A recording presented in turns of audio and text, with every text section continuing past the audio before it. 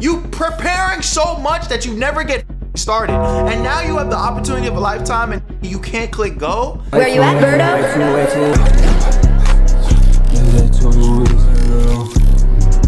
I made this shit look sweet. Streamer University 30 days later. So it's gonna be a very interesting video because with Streamer University being like the biggest content creation event when it comes to streaming and honestly just content creation in general, it has already been proven that only a small percentage of content creators actually keep the motion and clout that they're able to generate at the event itself. The only I'm still seeing that came up in Streamer University and is still doing their thing is Suburb Baby.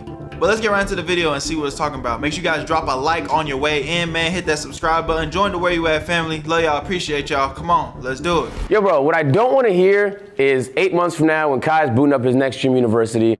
Man, all the people from this Streamer University didn't take it seriously. You got the opportunity to come here. Do you know how rare this is? You are on one of the coolest events ever hosted in streaming history, and you're giving it your all while you're here. And then you're gonna go home, and the expectation is you're gonna continue to give it your all. The expectation is you're gonna continue. When people get done training with Lethal, the expectation is they're gonna perform after that, because he's a professional. He takes his job seriously. So I need y'all to really take this seriously. The biggest streaming event of the year, Streamer University, ended just 30 days ago. And based off of all the views, all the clips, all the moments that came out of it, I think a lot of people would say that it is a resounding success. But there's another metric of success that's out there that people have been asking. What happened to the creators? Are they? We see the ring, bro. We see the ring. Come on, man.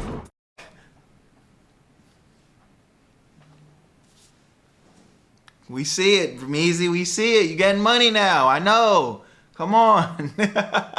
They being successful and finding viewership? Are they building their own content creation lives? Or are they just another extra in Kai Cenat's show? Because according to one of its own students during the actual event, that's the case. The way SU works is there's big streamers, there's middle streamers, there's small streamers, and you want to know what happens? I'm sure you can see already the big streamers click together. The middle streamers try to figure. I ain't gonna lie, we gotta give Aisha her credit because I'm pretty sure she's been streaming pretty consistently after Streamer U. And again, she's one of the content creators that she's already rich off of selling her cheeks online. And she doesn't need the money. So I guess she really was passionate about streaming. My bad, Mr. Cenat. Maybe you do know what you're doing, gang. Where they can go. The small streamers try to figure out where they can go. And they can't go anywhere. They're expected to just stick around the big creators and be the supporters and the people clapping in the back to make the big people be bigger. And then we're just supposed to be the background characters. The background dancer to the big characters. And that's okay. That's just how it works. If you knew. You're not a small streamer, though. Come on. You're not a small content creator. Now, back into the video. With over 120 streamers being added into the zeitgeist and culture of streaming and over 6,000 channels covering Streamer University, I think it's safe to say that this was the biggest, and I do mean biggest, opportunity for a new and up-and-coming star to be put onto the scene in a major way. But simultaneously, there was a lot of questioning and concern about if this was real opportunity or if these people were used as extras for the content that Kai Cenat and his friends were creating. Now, I've already addressed the streamer Aisha and her thought process on the whole thing and how she took Streamer University, so I'm not going to rehash that. Please check out the previous video that I posted if you want to get into the full details of that. But she posed a question and the thought process that a lot of people have had about this event dating back to its origins. And maybe there's some validity to the thought process of it all. Again, there was 120 streamers, thousands of channels viewing this content or creating some sort of content about it, 56 million hours of watch time, and I think it peaked at 1.45 million live viewers watching the event unfold. But that doesn't mean that each and every streamer got this attention or eyeballs individually. You gotta think the biggest names like Kai, Ron, Marlon, Suburb Baby got the bulk of these viewers. And this meant that smaller streamers were jockeying for attention, or they would be at risk of disappearing into the void of the Streamer University as a whole, especially once they left the university. Streamer teacher Ludwig kind of warned some of the students about this exact same phenomenon that would happen to them. It is inevitable. Do we all agree with this? Does this kind of make sense? Yeah. Yes, we were at Streamer U. Kai Cenat went live. He ended. 500,000 people had to scatter somewhere. They went to the category. You were in the category. Okay? You were at the party. You were at the basketball game. Whatever it is. Okay? These are exactly how it's going to look. If you prepare yourself, it won't hurt as much. It won't feel as bad because you'll know what's coming. 40%. Okay. That is the median Streamer U student from 2025. How many viewers they lost? They lost 40% of their viewers the week after Streamer U. The week after, okay? 87% of the people from last year never hit their peak CCV that they hit at Streamer U again. They never hit it again. That's 87%, okay? And this is a stat that's probably the saddest to read out. 10% never went live again. And that fall off definitely happened. Most of the streamers who went to Streamer University didn't maintain the outrageous numbers that they had while on the campus. It was I mean, this is the thing though. So many inexperienced content creators can't seem to understand the concept of you're going to peak.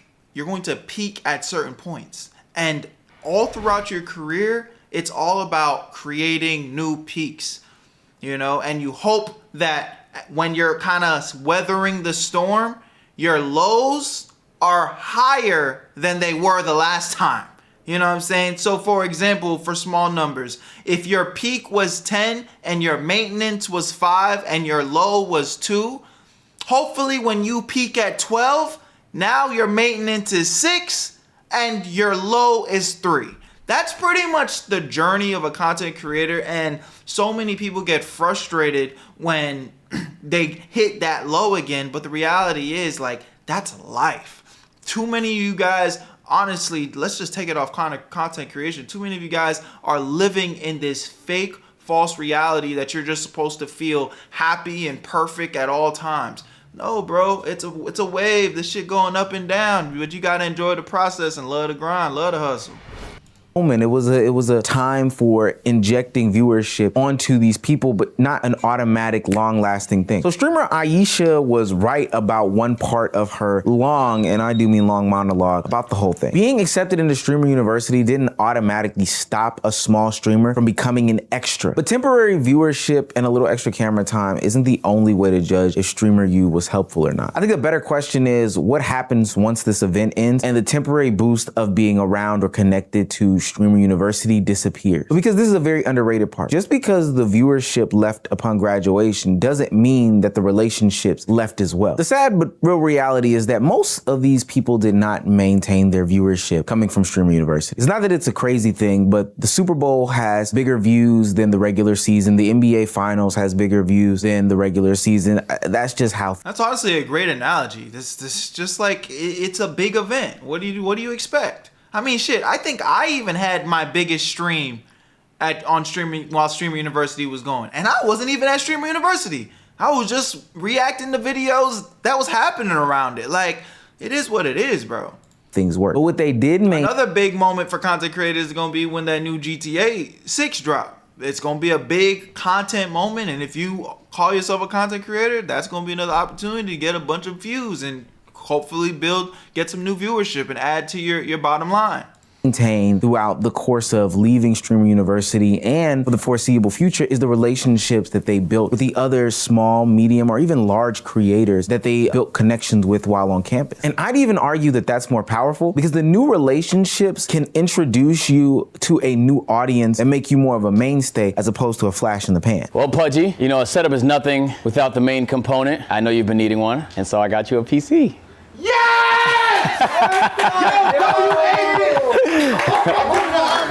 Yeah, you can play games and shit on here, you know, you can play all types of, you know, do your desktops, reacts, and things of that nature. The way that Pudgy has popped onto the scene and popped into our hearts by taking those relationships from Streamer University and turn those into continuous collaborations with bigger names has been phenomenal. Not saying that he wouldn't have been successful all on his own, but I think that we see, just like the other larger creators see, that there's something special in this kid and it needs to be seen. But even people who are already established creators made bigger connections with other established creators. The relationship between Dub and Jason the Ween has been something that has turned from a working one to an actual friendship. I think Kai understanding that all I was missing in my content creation is collabs. Man, I met some of the best people ever. I never laughed, never had that much time with other than these that I live with. Gang, I found other than these bum ass that I live with, these capaholic bums.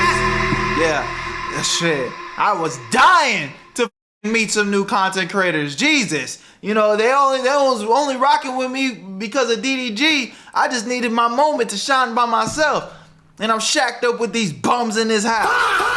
Yeah, that's how that sounded, by the way. Am I the only one that picked up on that energy? Am I tripping? A friend inside of Jason. My Jason Ween, right? That is one of the, I found a friend in that nigga, chat. I found a friend in that nigga. I text that nigga already, bro. Like Jason, I would have never thought in 900 million years I would have been cool with Jason. And it's not just smaller creators connecting with bigger ones. It's also bigger dope, creators connecting with smaller ones. I know you think that that's the same thing, but I think it's a difference between like a smaller creator finding an infatuation or some sort of companionship with somebody bigger and the ways that bigger streamers can connect with the smaller ones. For example, streamer J-Shock was such a shining moment for streamer Lacey in their time at Streamer University. Streamer Lacey decided that he was going to give back to him, pour into him because he saw that there was something there. He decided to gift him a new PC setup so that he can, you know, create more content. And we know how important that is with the price of RAM these days. You showed me your setup and you had a laptop that you stream off of. Yeah. So I got you a brand new PC. So you can keep streaming. You can. Where you going, Jason? I'm gonna go cry. Why? What'd he say? I'm gonna go cry? Oh, you no. Yes. I ain't like W. Bro, Jason, you were a big part of my streamer, dude. I hung out with you. We had deep talks at night. We had a lot of fun. And you're streaming off a laptop, bro. Yo, why? Lacey, why, bro? Because you deserve it. None of these people became immediate superstars off of just attending Streamer University, but the connections that they built will last them for a lifetime. Streaming, TikToking, YouTubing, whatever it is. The access that they are granted to different audiences and to different groups is what makes this thing so special. And that's what it's all about, man. You know, so, bro, I don't want to expose any names because I'm really not trying to rap on nobody specifically, but there's one dude that I was so disappointed in that I had to just straight up unfollow him. And he pretty much, I'm not gonna expose his name, but I've been following him before he got accepted into Streamer U because I seen the potential in his content. And ironically enough, he ended up reaching out to me, you know, on some just like, yo, I fuck with your content, bro. You know, thanks for showing love. So much to the point that I gave this nigga my phone number. I talked to him on the phone. I'm giving him personal advice, like as far as like content creation, like, hey bro, this is the game. This is how you need to move. You know what I'm saying? You got potential, bro. Hit the ground running. Stop making excuses. You know, he's telling me he got work and all this stuff. And I'm like, I hear you, bro, but this is how you gonna make the most out of it, right? Bro, I'm telling you, that just be on and off, on and off, on and off, on and off. And I'm just kind of watching him from the sideline. You know, again, we follow each other. I see when he posts, I see when he's not posting. Whenever he comes across my timeline, I get curious. I check up on his page and I'm like, this nigga's he's not putting in the work. Fast forward to Streamer University 2026, this gets in and I'm like, wait, what? How? Wait. Like, again, I saw potential in him too, but the wasn't grinding. So I remember Streamer University gets announced, he gets picked, and a few days go by, and this hasn't uploaded no content, nothing. And I'm just sitting there thinking to myself, like, bro, what the are you doing? This is like the biggest streaming moment in history. You know what I'm saying? And you got selected, you got potential, you got the look, you got everything you need. What the are you doing? Bro, I DM him. I'm like, dude, where's your content? Why aren't you spamming content? Why aren't you posting 10 times a day right now? What the are you doing? He responded back with, oh, I've never streamed before. I don't understand this streaming shit, so I'm taking my time to study and figure it out. I can't really stream. I can't stream properly if I don't really know what I'm doing. Bro, I said this a long voice note, like pretty much trying to talk him out of that mindset. Be stuck in thinking. Be stuck in preparation. You preparing so much that you never get started, and now you have the opportunity of a lifetime and you can't click go. Click upload, bro. What are you doing? I sent a long voice note breaking shit down for him. This said, hey man, I really appreciate the feedback, but I just gotta keep studying. Or so he said something pretty much saying like, yeah bro, thanks, but off. Leave me alone. Like I'm gonna do my own thing. Bro, I watched this at Streamer U. He was averaging like 16 viewers. There was days at Streamer University he didn't stream. Then he was just doing stupid shit. Like he just wasn't doing nothing, wasn't taking advantage of the moment at all. Then after Streamer U, he streamed a couple times, and to this day, this probably hasn't streamed in like a couple months, bro. Again, I'm not looking to like make fun of nobody, so I'm not gonna show y'all who it is. If you know, you know. If you figure it out, hey, I don't give a fuck that much, you know. But it's kind of like, I'm so passionate about content. When I see things like that happen, it just blows my mind, especially when it's happening right in front of your face. It's like, dude, you really could have changed your life. Or if you didn't change your life, you could have gotten that much closer.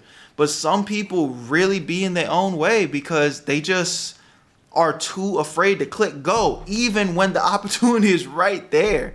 And that's why I say, like, when a lot of y'all that be thinking that your goals and dreams is just based off of getting lucky, you know, there is an element of luck. There is an element of winning the lottery. There is an element of, you know, getting your name called to go to Stream University and you had no idea or no connections.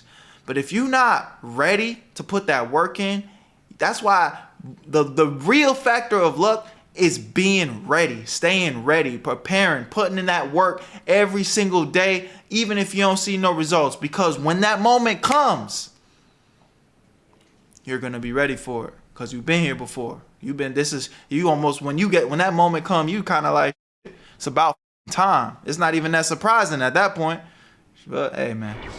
What will grow them to different heights. That's how Streamer University helps some of these creators. People being put into positions in which they can build genuine connections through laughter, through camaraderie, through just being a pure fun and good time. But this is where I think a lot of people really made the mistake. They assumed that the stage was the end all be all. Hey, once I am here, this will bring the eyes to me. It's not about, you know, creating these connections. Hell, I might even go about sacrificing some of these connections in the future because I need the clip right now. This is where I think people like the Mighty BA or Paybay took the opposite approach in all of it. Instead of building a connection, they decided that clip farming was the way to go. Engagement was the actual metric that they needed. It doesn't matter how it comes off. So ultimately they went for, you know, the view and the clip instead of the relationship. Please, please, please. Please, please, please, please. Give me the wheelchair. Get out, get out. It's my life! I need it. Get out. Get the fuck out.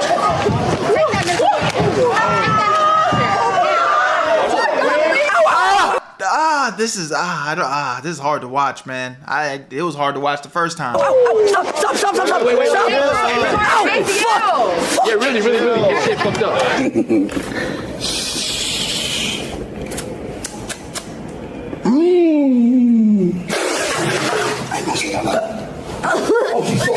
She's fucked. See, bro. You like Pokemon? Yeah, I love Pokemon. Bro, hold on. No. Bro, I gotta. Hey, look. I even know the shit. Watch this. Oh my God. Watch this. Chow fucked. Watch this. You know what I do? Boom, boom. Ooh. Yo! That's an SIR! That's a big hit! No, you're betting it! What are you doing? What did I do? Why would you bet this card? Bet? You can't hit this card, it's impossible to hit! Sorry. That's so disrespectful, bro. It's like, again, for the clip, you're trying to be funny, but dude, you just disrespected the whole community, man. Don't play with me in Pokemon, man. I'm really locked in. Let me come on. I'm not for the fake. I got some real gems. You count how many Charizards that is in that. 1, 2, 3, 4. Stop playing with me. I got some real gems, and these ain't no little baby boppers either. Got some good dates on these. First edition Gengar right there. Stop playing. I really might need to go get this Dark Charizard graded. This is 1995 too? Yeah, so I'm ready to die about this Pokemon shit, and you just over here ripping shit in our face? Hold on, man. We can't respect that.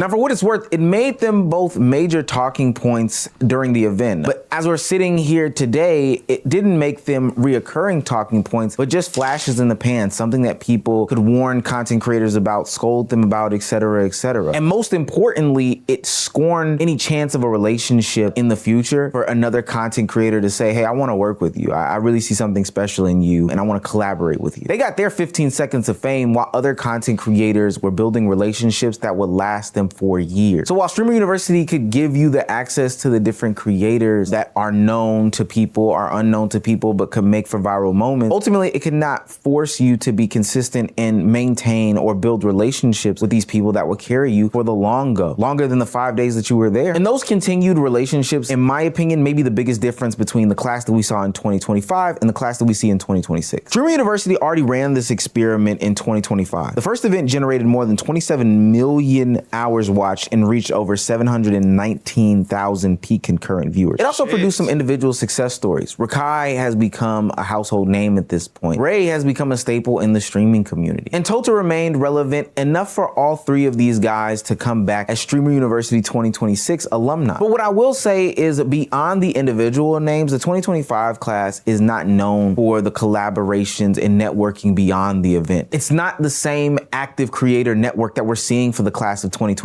And that's what I believe makes it so different. The streamers for 2026 continue to act as though it was a continued network of people even after leaving the campus. You can see that with streamer Lacey, who has collaborated with 15 plus streamers post Streamer University. Is me, J-Shock, Nick Nayarsina, Raw Dog Moon, Jason Naween, Juicy Jacob, Yusuf, Pilot, Donut, random kid snuck his way in, Jimena, Pascal, Tatum, Aisha Sophie, J-Shock's bringing 2 girls that he met last night at a party. Who am I missing? Silky's coming. I texted Silky this morning. Silky's gonna spark up and pull up. But yeah, there's like 20 people that are gonna be pulling up now. Some people from Streamer U, some people not from Streamer U. You're seeing collaborations with Jason the Ween, Dub, and Pudgy. You're seeing Blackboy Max continue the relationship that he built with his roommate Wardrobe and Sky Jackson in some streams that they did together. And multiple streamers appeared on the MVP of Streamer University Suburb Baby Sleepover stream. These are no longer isolated streams. The relationships are starting to have a lot of overlap now, and the trickle-down effects of that are real. Now Pudgy knows Agent. Agent introduces Pudgy to his audience. Agent's audience goes and views Pudgy when Agent isn't streaming, and hell, even some of them decide to build a connection with Pudgy greater than just the agent of it all. Every opportunity that these new creators get to collaborate with people creates the moment to reach a new audience, create new trust in these people, put themselves in front of potential brand deals, sponsors that didn't know that they existed, but now that they're with a new creator, they can see them, improve as entertainers, build a relationship, receive another invitation, and then the cycle just starts all over again. Normally, a small streamer asking Jason the Ween or Lacey for a collaboration is just a stranger's voice that kind of goes unheard in the void. But Streamer University gave these people the opportunity to build something bigger than that. Dub and Jason the Ween are actually friends. They're no longer strangers. J-Shock has become someone that Lacey wants around. And I'm not gonna lie, every time I click on Twitch, somebody's wanting Pudgy and Wardrobe to be in their vicinity. That makes the next opportunity easier to create. This is why I feel as though the 2026 class has a better shot of making it than the 2025 class does. The 2025 students largely had one moment to create a bigger and broader audience and network. They had one shot to convert the Streamer University audience to their audience. And based off of Ludwig's stats, that doesn't seem as though it was the most successful endeavor. But the 2026 class is repeatedly using their network to continuously create moments and opportunity to convert an audience. And we know that people need multiple times to see something in order for them to commit to something. I think it's a really smart idea. Now, there is still some hidden limitation in it of it all. Collaboration doesn't equal discovery. Just because Agent introduces Pudgy to his audience doesn't mean that people will go over and watch his content, let alone stay for the long haul. Jason can introduce Dub to his audience. Lacey can introduce J-Sock to his audience, but that doesn't mean that they don't have to go on and create some sort of content that is worth watching while they are away from the collaboration. Their content still matters, their personality still matters, their creativity still matters. But what I can say, yeah, but that's always gonna be the case. That's always what it's always been when it comes to content creation. Like,